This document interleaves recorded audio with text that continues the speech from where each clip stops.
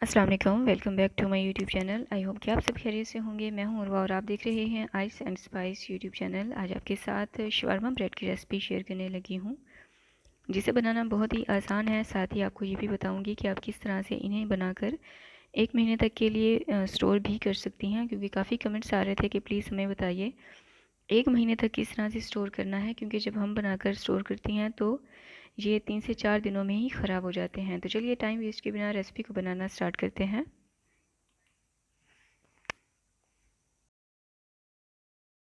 Subscribe करें ice and spice YouTube channel को, साथ में घंटी का बटन प्रेस करके ऑल पे क्लिक करें और पाएं डेली अपडेट।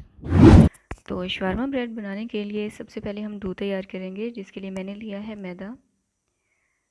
2.5 कप मैदे का इस्तेमाल किया है, यानी कि 2.5 कप मैदे का इस्तेमाल कर रही हूँ। इसी के साथ ही इसमें डालेंगे 2 खाने के चम्मच चीनी और ईस्ट डालेंगे। इसमें एक पूरे साशे का इस्तेमाल किया है। नमक 1/3 चाय का चम्मच। इन तमाम चीज़ों को अच्छे से मिक्स कर लेंगे।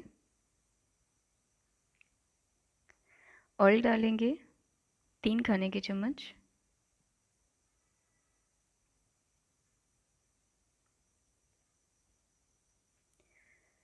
हाथों की मदद से आप अच्छे से मिक्स कर लें, ताकि हर चीज़ ना अच्छे से मिक्स हो जाए आटे में। अब यहाँ पर इस डो को गूंदने के लिए आपने ठंडे पानी का इस्तेमाल नहीं करना, क्योंकि ऑलरेडी विंटर्स चल रहे हैं। तो जो पानी आप यहाँ पर इस्तेमाल करेंगी वो गुनगुना गर्म होना चाहिए, यानी कि नीम गर्म पानी होना चाहिए। और इस डो को आपने बहुत ज़्यादा सख्त भी नहीं गूंदना और बिल्कुल सॉफ्ट भी नहीं होनी चाहिए। थोड़ा थोड़ा करके साथ पानी डालते जाएं और इसको गूंदते जाएं। और जब देखें कि आपको जो है अब मज़ीद पानी की ज़रूरत नहीं है, फिर आपने क्या करना है कि इस आटे को आपने सरफेस पे रख के और इसको अच्छे से गूंदना है 3 से 4 मिनट लगा के। मैंने यहाँ पर डो को गूंद लिया है और ये बिल्कुल सॉफ्ट भी नहीं है और बहुत ज़्यादा सख्त भी नहीं है, मीडियम सॉफ्ट डो मैंने यहाँ पर गूंदा है। इसके ऊपर ऑयल लगाएंगे और इसको ढककर कम से कम भी मैं 2 से ढाई घंटे के लिए रख दूँगी राइज़ होने के लिए, क्योंकि विंटर्स चल रहे हैं।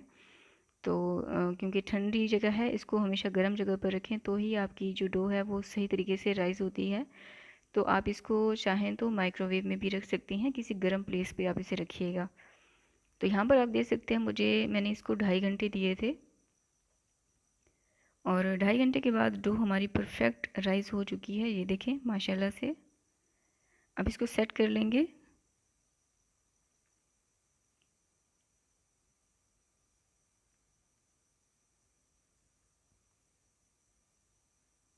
और इसको डिवाइड कर लेंगे 5 से 6 हिस्सों में और इसके बॉल्स बना लेंगे। बॉल्स आपने बहुत बड़े बड़े से नहीं रखने हैं, मीडियम ही रखिएगा। सरफेस पे मैदा डालें और तमाम बॉल्स बनाकर तैयार कर लें। अच्छा, अब ये जो बॉल्स है ना, इनको आपने कम से कम भी 5 से 6 मिनट तक के लिए सेट होने के लिए लाजमी रखना है।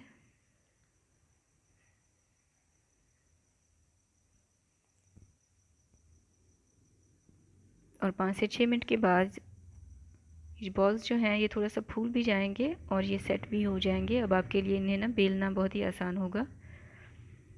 अब सरफेस पे थोड़ा सा मैदा डस्ट करें और इन पेड़ों को आपने बेल लेना है, बॉल्स को।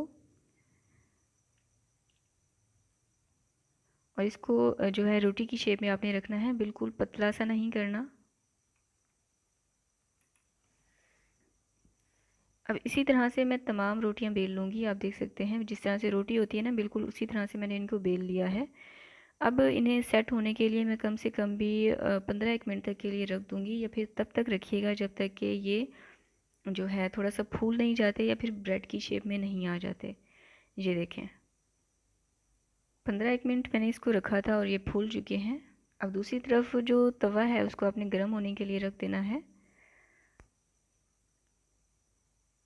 इसको आपने हल्की आंच पर तवे को गर्म करना है और फिर आपने ये ब्रेड जो है पकने के लिए रखना है। अगर आपने फ़ौरन से चूल्हा जो है चूल्हे की आंच हाई कर दी और तवे को गर्म कर लिया, तो क्या होगा कि आपके जो दरमियान वाला हिस्सा है ना वो ज़्यादा गर्म हो जाएगा और आसपास से जो है ठंडा रह जाएगा। इस तरह से ब्रेड आपके सही नहीं बनते हैं, दरमियान से पक जाते हैं और जो इसकी साइडें हैं वो कच्ची कच्ची सी रह जाती हैं।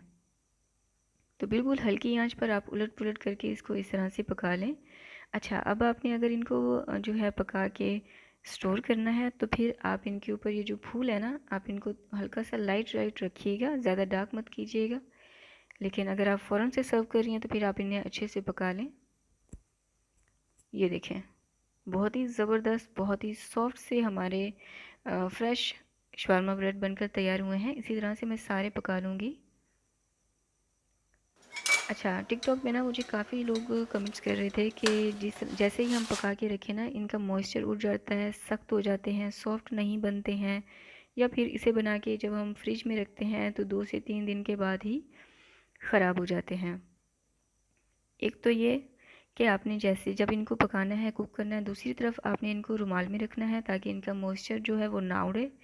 ठीक है, कवर करके रखना है, ढक के ही रखना है आपने इन्हें। और जब देखें कि ये हल्का से ठंडे हो चुके हैं, फिर आपने इन्हें ज़िप लॉक बैग में डालकर और फ्रिज में रखना है। फ्रीज़र में नहीं, फ्रिज वाले जो है खाना होता है ना, नीचे वाला खाना, उसमें आपने रखना है। आपके 1 महीना आराम से चल जाएंगे।